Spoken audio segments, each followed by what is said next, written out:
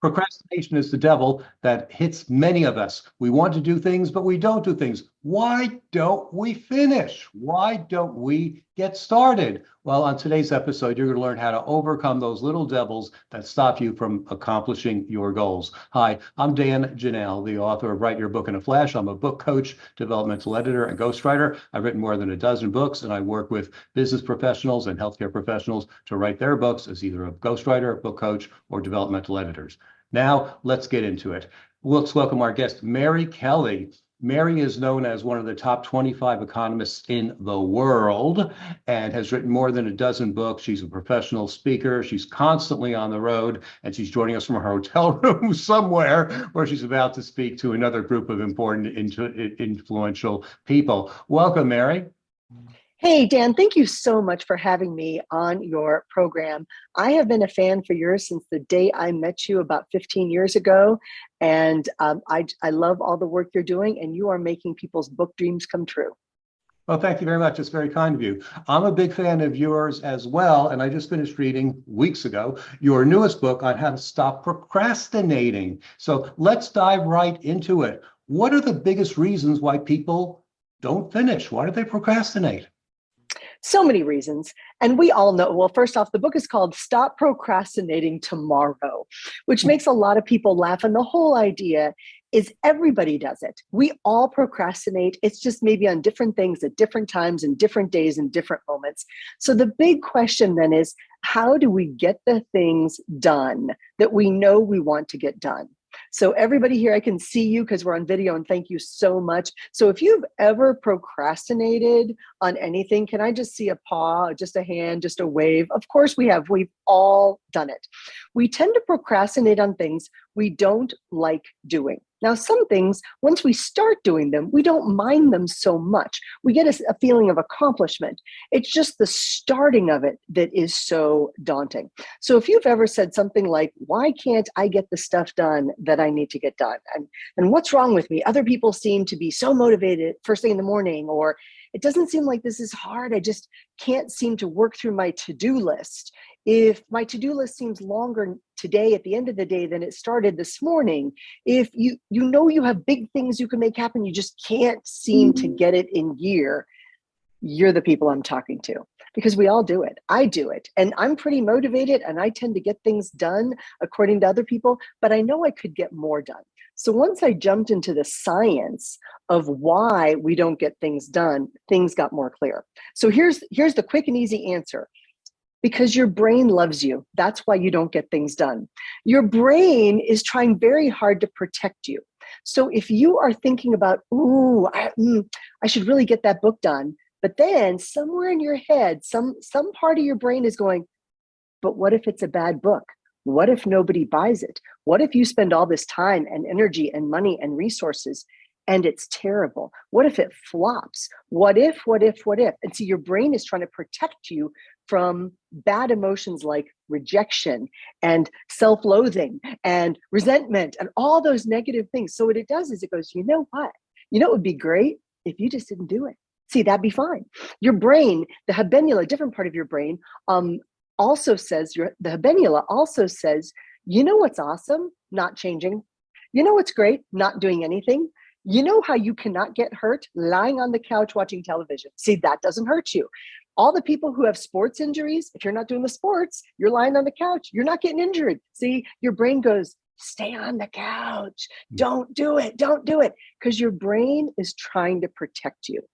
So once we realize our brain is kind of working against our goals, we have to then say, okay. The great thing about the habenula in our brain, though, is once we make the decision and we rip off the Band-Aid and go, nope, we're just going to do it. We just start. Like what Mel Robbins says, the 5-second rule, just take action the first few seconds. I've been saying that, but I've been saying 10 seconds for a long time, but Mel's really famous, so we'll go with her. Once you take action, it's not that bad. So let's say when I was teaching school, and I taught school at the university level for about 30 years. I taught at Hawaii Pacific University. I taught the Naval Academy, the Air Force Academy, Colorado State. And I'd have these piles of papers to grade. And I would look at those papers, and folks, I have to tell you, my toilets in my house have never been cleaner. I'd look at these piles of papers and go, you know what needs to happen? I need to go clean toilets.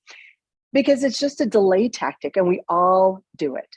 So one of the helpful things that I found was take myself away from motivation and opportunity to do something else.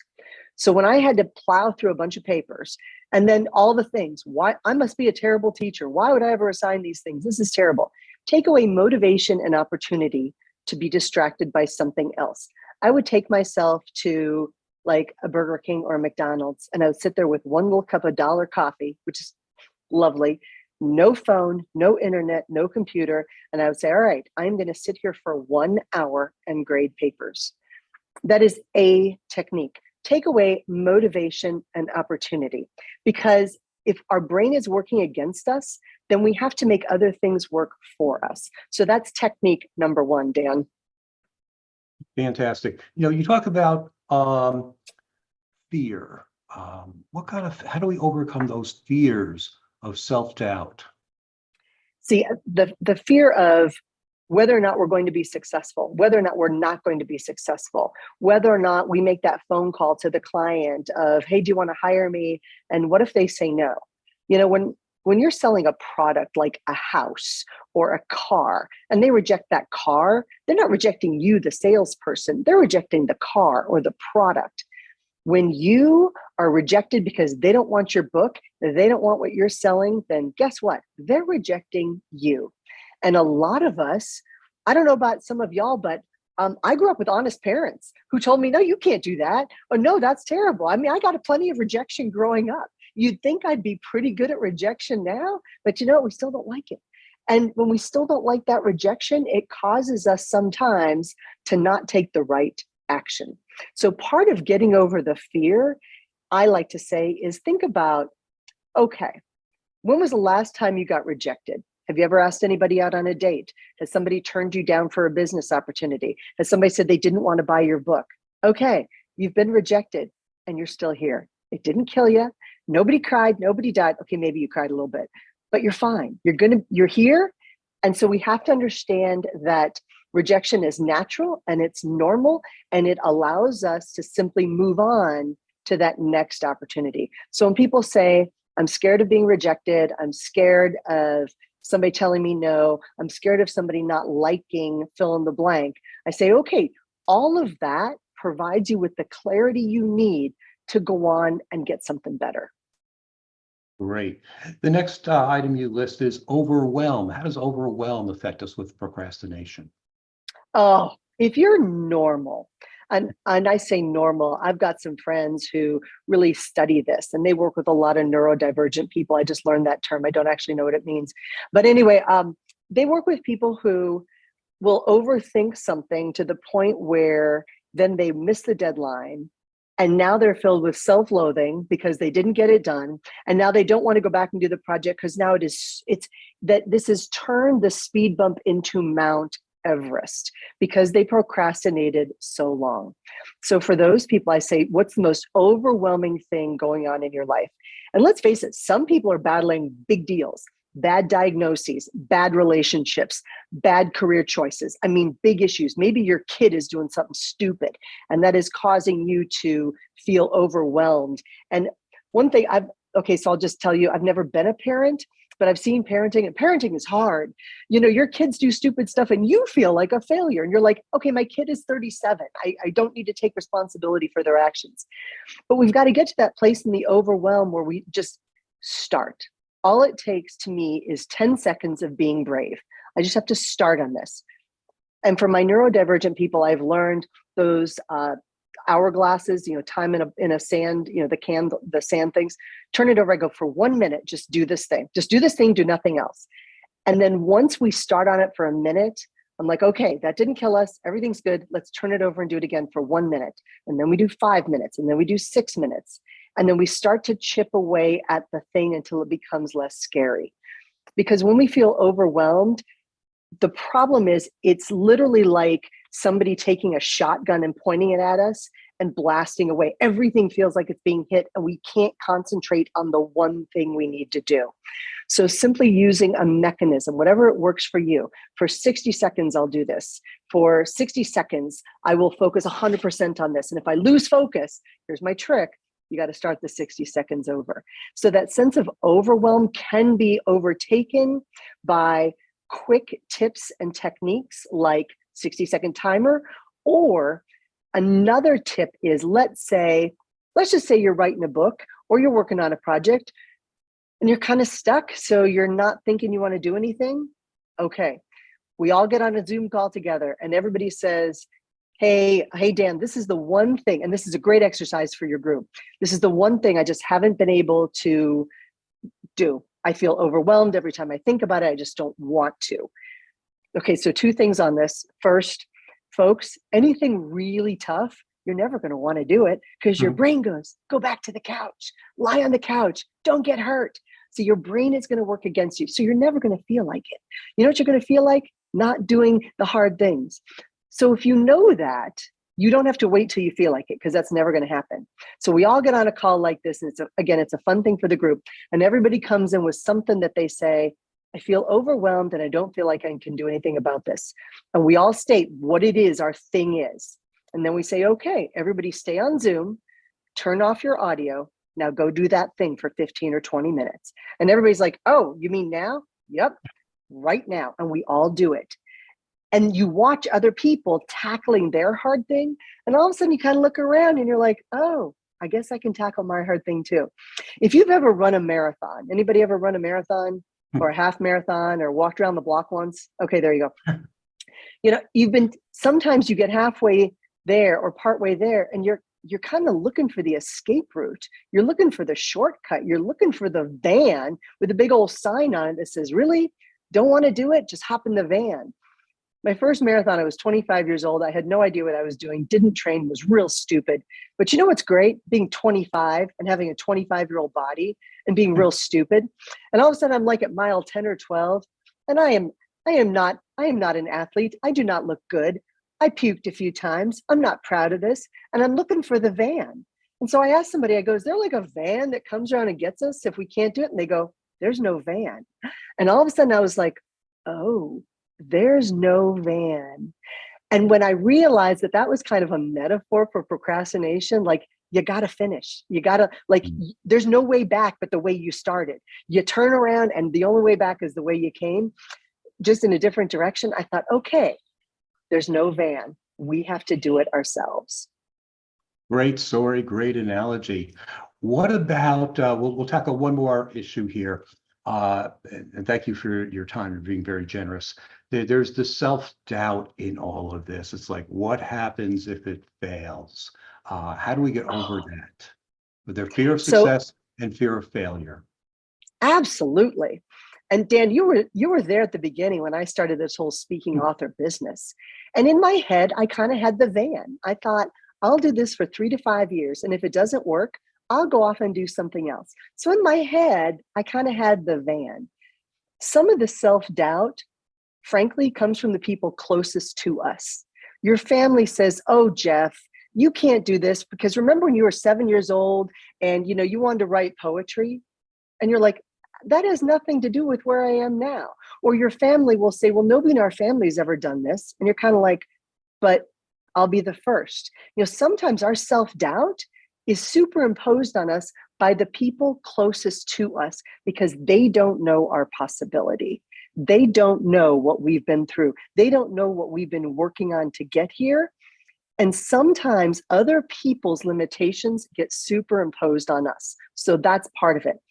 The other part is maybe you've got this negative self-doubt that leads to stress and anxiety. And maybe you're the one thinking, well, what if I fail?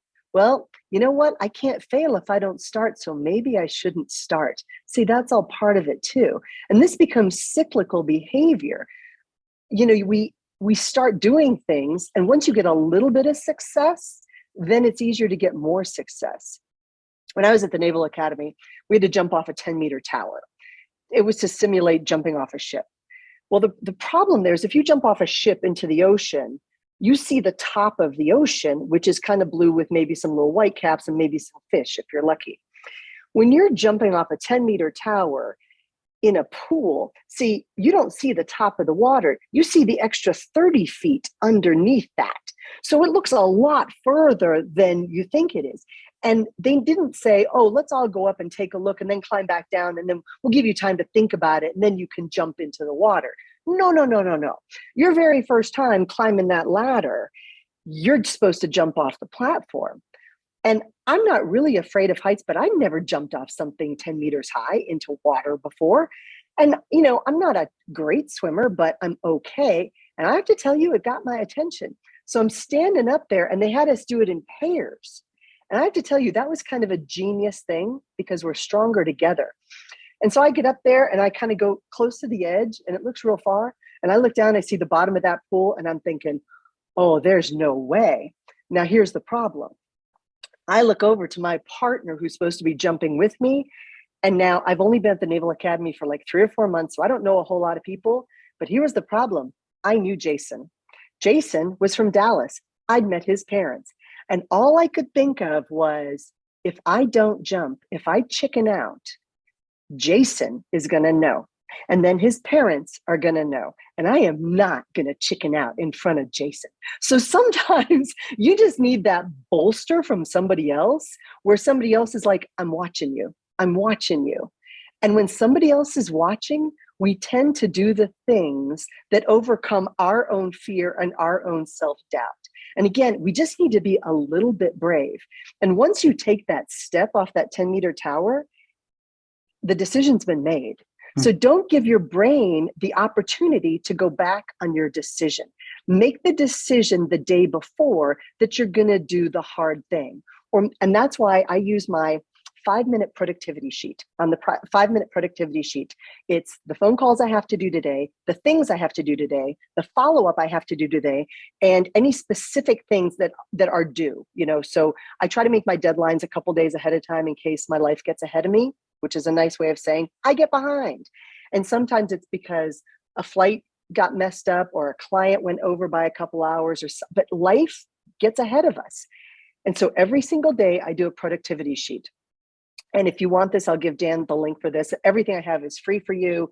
You go get the 5-minute productivity sheet and I work it the day before. So I know exactly what I have to do today to be successful. And then when I wake up in the morning, I'm not wasting time. I'm not floundering around. I'm not looking at my email. I'm not looking at TikTok videos of singing huskies. I work through the list and everything is mapped out. And when I do that, first off, if it's something I'm going to do Thursday, I put it on Thursday's list, not on Wednesday's list. If it's supposed to be for next Monday, I put it on that. And that limits my overwhelm. So I print out these sheets for you OCD people. I love you, and they're for you. You can fill in the sheets online and then hit the print button and print them out and carry them around with you. And then you can go back to your computer and you can click the check boxes and it gives you a check mark. It's delicious. Give yourself the quick wins. And some days when we're feeling overwhelmed, you put quick wins on there that are easy. Like I've been known to write in there, take vitamins as I'm chewing the gummies in that moment, just so I can cross it off. Give yourself the quick wins. Well, thank you, Mary. And I think everyone who's listening today can easily see why you're one of the top speakers in the world, one of the best storytellers ever. You've been a total delight. Mary, tell us, how can people learn more about you and your services, and how can they get your book? Thanks so much. It's at productiveleaders.com/stop procrastinating. So it's productiveleaders.com/stop procrastinating. These are the specific tools to how to stop procrastinating. These are the freebies you get when you buy the book, but you don't have to buy the book. You're getting all the freebies, the workbooks, the quick start guide, the 90-day start guide, what I call my boot camp or kick in the butt guide. And there's just easy, fast things for you to do right away to get started. My normal website, of course, is productiveleaders.com. And you can always find me at Mary@productiveleaders. Fantastic. Thank you so much for joining us today. And thanks everyone for listening. You can find more than 200 other videos on this YouTube channel to learn how to write your book in a flash. Check them out.